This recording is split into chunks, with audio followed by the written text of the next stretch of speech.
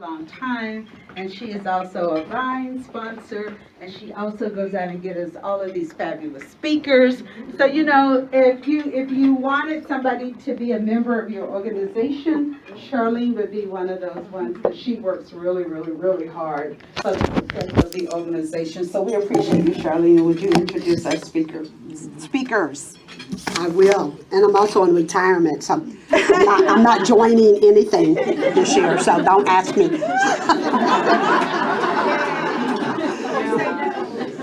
I will. I've learned to say no, and I learned to say no. That's a good lead-in. I learned to say no and celebrate recovery. And many years ago,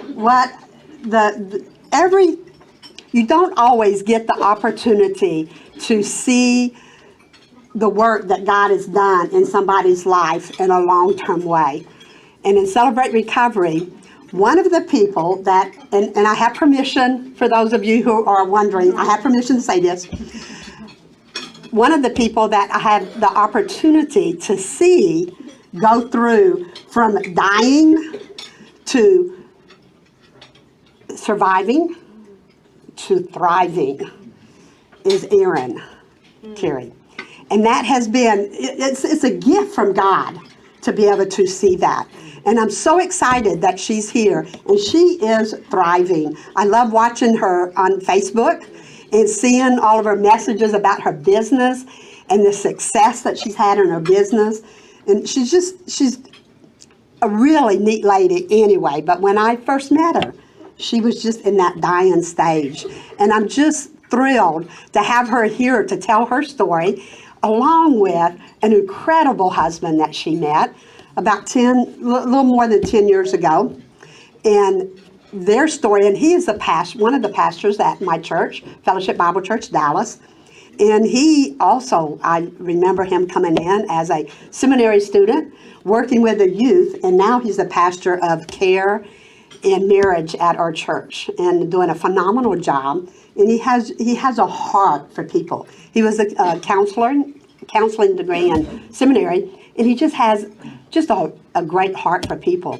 And their story just melts together. I know that it's a love story, but you know what it is? It's God's love story. It's not so much theirs, but it's God and how God has brought them together out of their pain in their life to produce an incredible story that he's given them. So let me introduce Erin and Richard Kerry and give them a big warm welcome.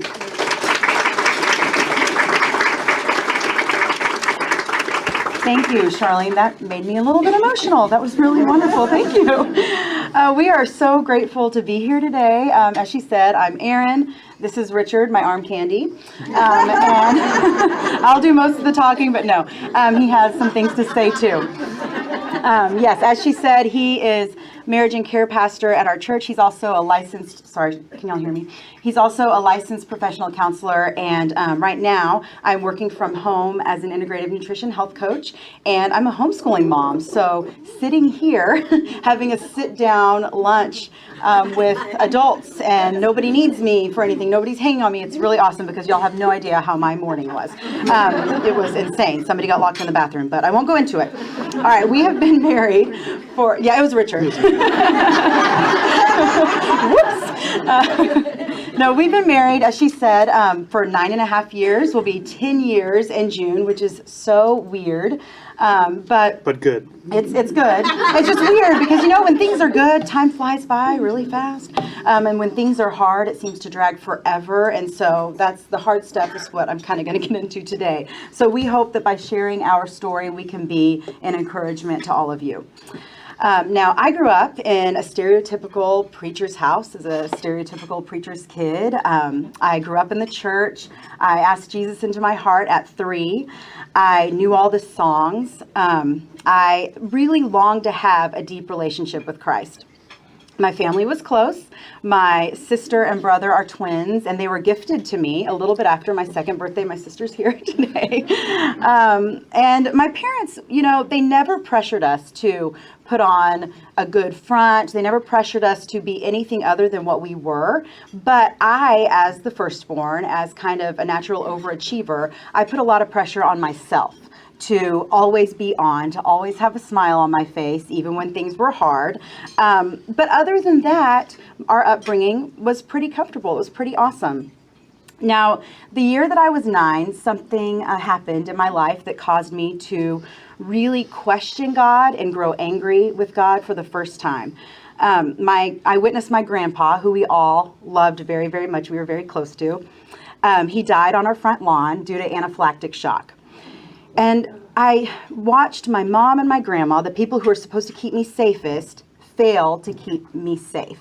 And I really grew up with a deep fear of losing someone again like that so suddenly, and a fear that the people who were supposed to make me safe were not going to make me safe.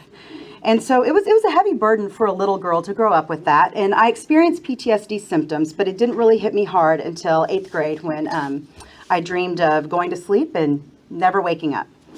So if you've ever struggled with clinical depression, or you know somebody who has struggled with that, you know it's debilitating.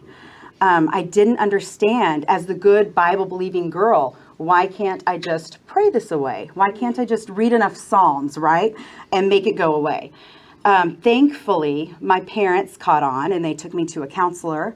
They took me to a really good psychiatrist.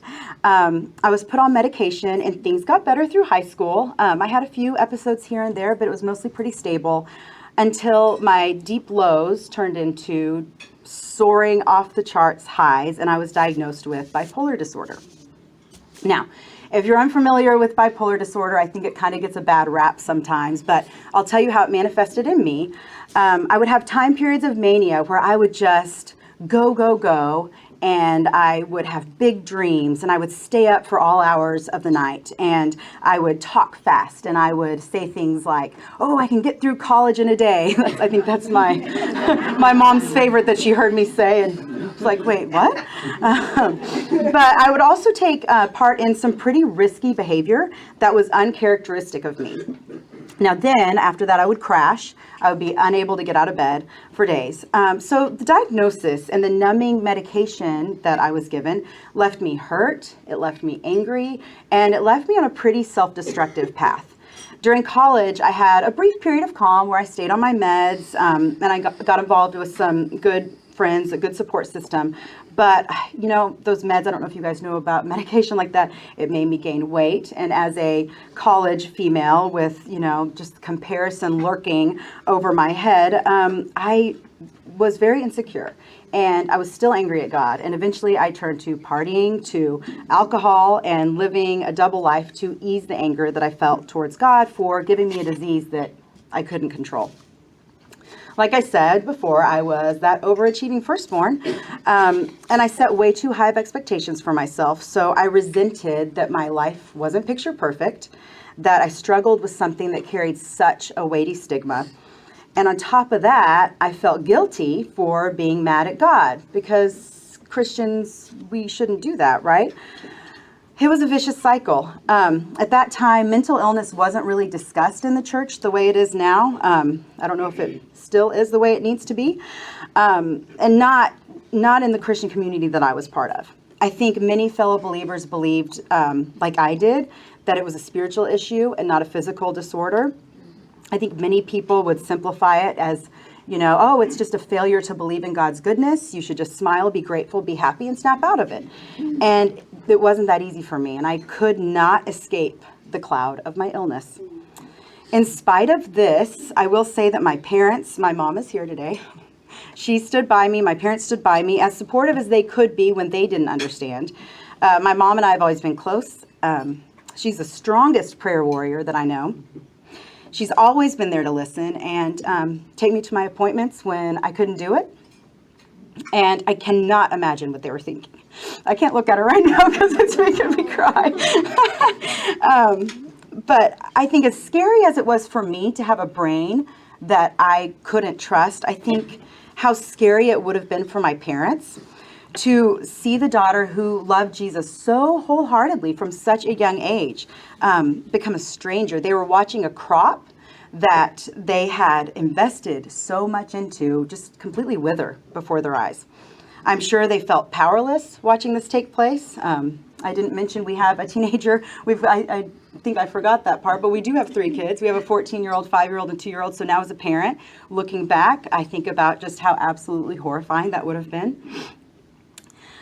They raised me on a solid foundation, and as I said before, I knew the church answers, but I was still struggling so much. So meanwhile, in Louisiana, Richard was raised in a very different environment. This is where she transitions to being arm candy, and I now have the microphone and can say whatever I want. So, in 1981, Melinda Sandifer, a senior in high school, discovered earth-shattering news. She was pregnant. And when she told her boyfriend, he denied the baby and severed ties with her. During her pregnancy, different people, including her doctor, advised her to either have an abortion or put the baby up for adoption. But Melinda had a very stubborn woman in her corner that refused to let that happen, her mom. And she helped Melinda begin a life as a single mom. So in October of 1981, I was born. A few months later, my mom met a man named Kerry, the man that I've always considered my dad. During their time of dating, my dad, he once said to my mom, I fell in love with Richard before I fell in love with you. Yeah, you go, aw.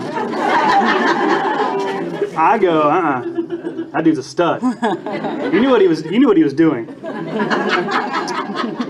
2 years later, they married, and at the age of 4, my dad legally adopted me. Now, unfortunately, and kind of a funny side note here is, being 4, I didn't remember then that I was adopted, and my parents did not tell me my story over and over again, so it wasn't something that I grew up knowing. So I just grew up thinking my dad is my dad. So in junior high, I'd gone through a sex education course. My parents had the talk with me. They had challenged me and encouraged me to do like them and remain celibate until I was married. Weeks later, I'm going through some photo albums. Remember, we used to have photo albums. We'd look at pictures in little books. Going through those, right? And I see a picture in my parents' wedding album. It's a picture of a little boy serving as the ring bearer in their wedding. And immediately, I am confused. How did this happen, right? Did they forget to name me Jesus? I don't know. I don't know what's happening. So thankfully at that time, my parents were actually in the middle of marriage counseling, and I said, Mom, Dad, help me understand this, right? And so they said, well, actually, we have a counseling appointment today. We want to take you with us. They took me into the counselor's office, and that's when they reshared the story of my adoption. They reshared the story of my biological dad severing those ties and wanting nothing to do with my mother or myself. And so I remember that moment. I remember that moment in the counselor's office. I remember going from confusion to complete devastation to then shifting to a deep love and admiration for my dad. It was an identity transforming moment for me. Now, unlike Erin, I did not grow up in a Christian home. My parents worked hard to raise me to be a man of morals and a man of integrity. But the name of Jesus was rarely ever spoken. I can remember going to church less than 10 times with my family. And in high school, I met some guys. As I look back, right, I see these God-ordained relationships that I began to have with these older guys in school. They kind of took me under their wing and just said, hey, man, come hang out with us, come be a part of our group. And so about 6 months into those relationships, I asked Christ to take over my life and professed faith in him and what he did for me on the cross. And so from there, right, I just began devouring Scripture. I wanted to know about this God. I wanted to know what he said about me and what he said about everything. And one day I was reading and came across a passage in Romans 8 that says this, for you've not received a spirit of slavery leading to fear again, but you've received a spirit of adoption as sons, by which we cry out, Abba, Father. And the Spirit himself testifies with our spirit that we are children of God, and if children, heirs also, heirs of God and fellow heirs with Christ. And so as a new believer, I didn't know much about my faith. I didn't know much about Christianity. I didn't know much about God yet, but I got this concept. I understood what it meant for someone to step into hopeless circumstances and bring hope. To step into a situation where death could prevail and provide life. I understood this concept of adoption. I understood redemption and healing. And it was from that point on that I became determined to one day adopt myself. And I made sure everyone knew that. In November of 2003, just a few weeks shy of graduating college, I became pregnant. My world was flipped upside down. It completely broke down my relationship with my parents, which at that point was just hanging by a thread anyway. And I realized the only thing that I had to rely on was the God that I had shut out for some time.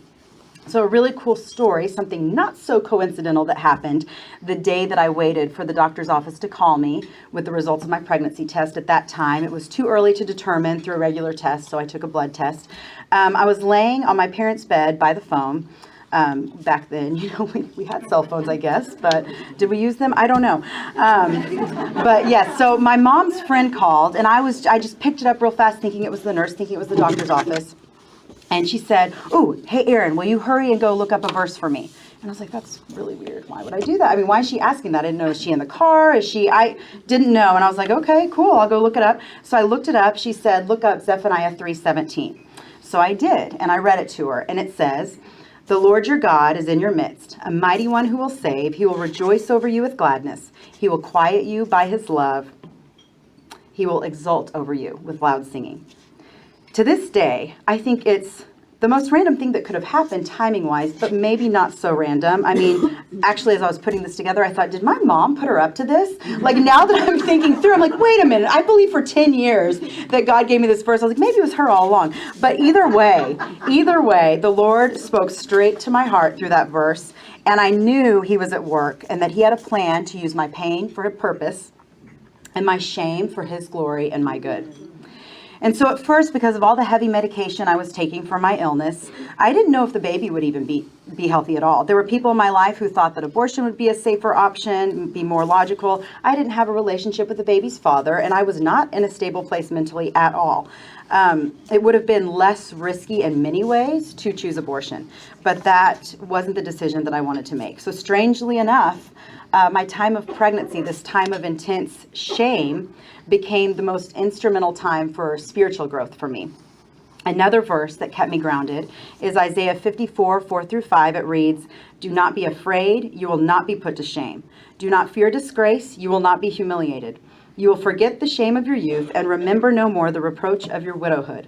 For your Maker is your husband, the Lord Almighty is his name."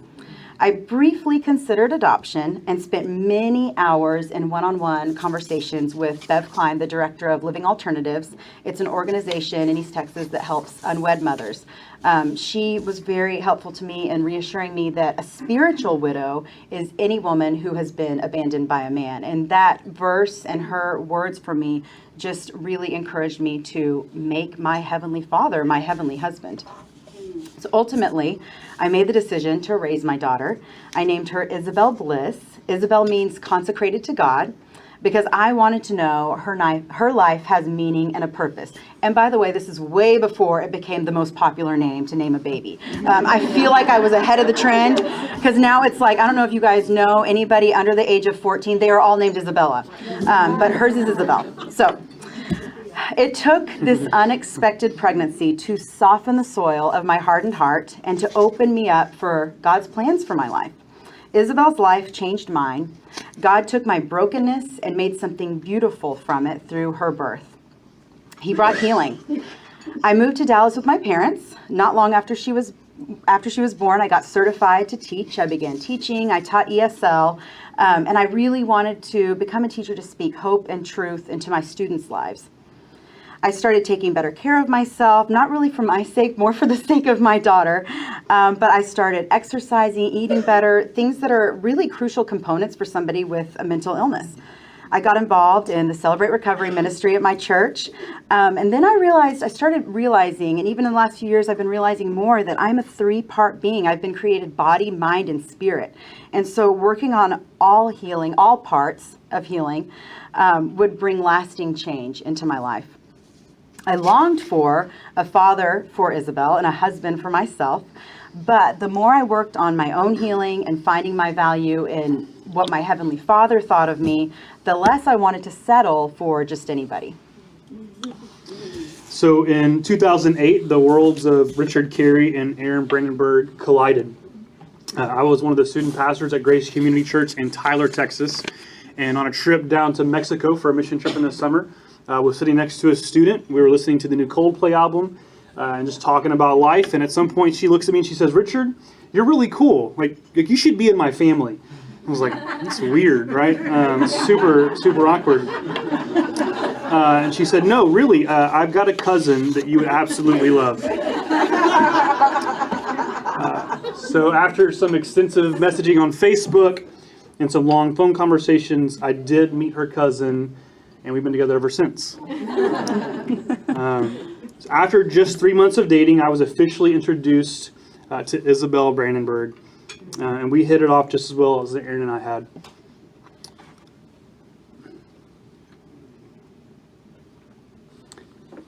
Didn't see that coming.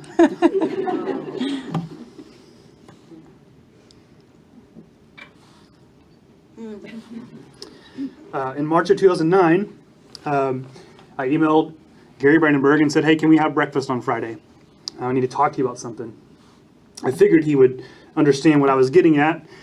So that Friday morning, they had a guest room that I would stay in when I came in town. And Erin was at work, and so I get a knock on my bedroom door that morning, and it's Isabel, and she says, "Papa invited me to breakfast. Let's go to breakfast." And I'm going, "Oh no. How do I ask for Erin's hand in marriage with Isabel sitting at the table?" So I didn't. And on the way home that day from the restaurant, Gary begins to say things about our relationship and the impact that he had seen in Erin's life and the impact he'd seen in Isabel's life and just what we had created as a family before we were a family. And I said, "Well, Gary, that's why I asked you to breakfast today. I wanted to talk to you about," I'm trying to talk in code, right? Because the 4-year-old's in the back seat. I want to talk to you a little bit about making that relationship more permanent. And he said, "Oh yeah, Jan and I would be all for that." And so Isabel, to her credit, we actually, the night that I proposed, she found out that I was proposing and found out we were having a party and kept it a secret from Mama. And from that moment on, from the moment that we were engaged on, Isabel referred to our wedding day as our wedding day. She would say things like, "When we get married." And so in June of 2009, we were married, and Isabel served as our flower girl. I told you earlier that I always wanted to adopt. In fact, it was one of the first conversations Erin and I had that I told her, "Erin, I want to adopt one day." And you might think, "Oh, that's really sweet." And I think to myself, like I did with my dad, that's just me being stud. And so after our first year, we began the adoption process. Isabel's initial excitement stemmed from knowing that she no longer had to spell the word Brandenburg. You could simply spell her last name with 5 letters. But she also recognized that this last name was going to give her a new identity. That it was going to connect her to me and Erin in a way that she'd never been connected before. And I saw my story go from being the adopted to the adopter. And so November 30th, 2010, after a lengthy but God-ordained and provided process, there's so many details we could share with you there, I adopted Isabel, and she became a Kerry.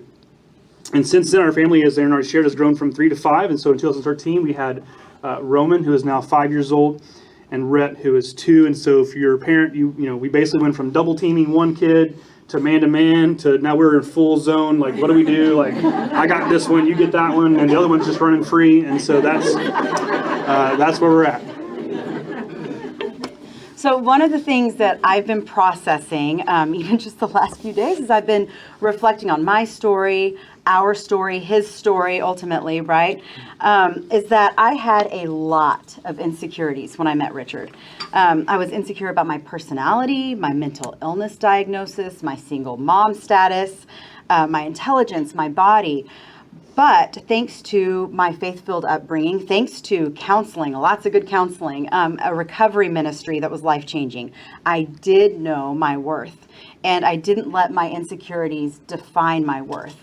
There were so many times before, looking back in my life, that I was so ashamed of being bipolar, or struggling with my weight because of my meds, or my actions that have happened, the shame from my actions in the past, that I allowed my insecurities to become my identity. And as women, right, we all have insecurities. And when we let those perceived deficiencies threaten our value, we miss out on so much. I'm still learning to release shame.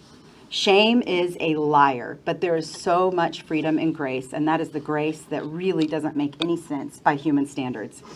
Almost 5 years ago, I learned something that would totally change my career path from teaching.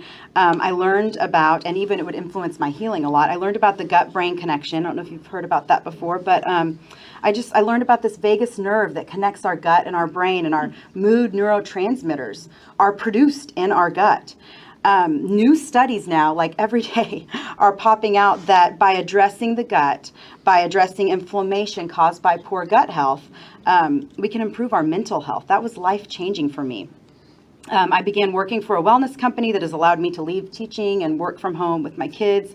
The newfound knowledge that I've gained about treating the root issues instead of just treating the symptoms of my illness, they've really been instrumental for me in my healing. So yes, I have a set of genes that predisposes me to mental illness, but by utilizing nutrition, movement, joyful movement as I like to call it, quality supplementation, and good sleep and relaxation practices, I can keep my illness under control.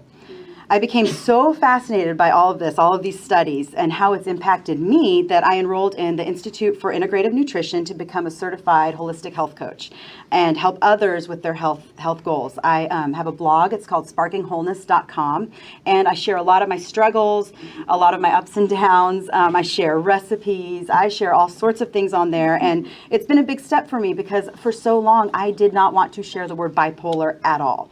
Again, it comes with such a stigma. And so to have a platform to be able to share with people, with strangers, and face that judgment has been really empowering for me and has helped me to grow a lot.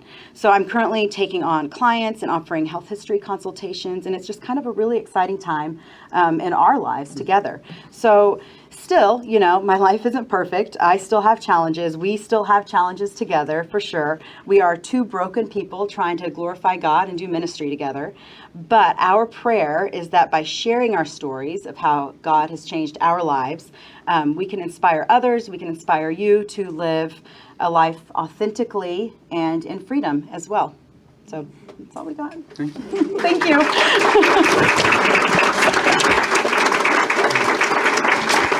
So, Erin and Richard, I just want you to know, wait. I want you to know that I was sitting there fighting back the tears because I didn't want to mess up my makeup because I had to get back up here again. But your story is amazing. It's absolutely amazing what God has done. And the way that you deliver it is a way that we can all relate to it. Because if the truth be told, we all struggle with an area of shame. And to know that God can bring us through that. And I love the fact that you say release that shame and don't allow it to determine what your future would be. So your story is worth $1 million, but I only have 100. And so I'm going to give you $100, and it will go to the charity that you have chosen, which is Living Alternatives.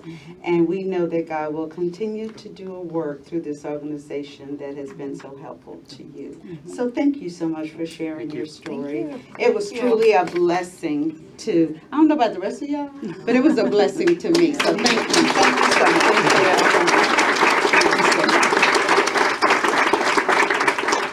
Wow.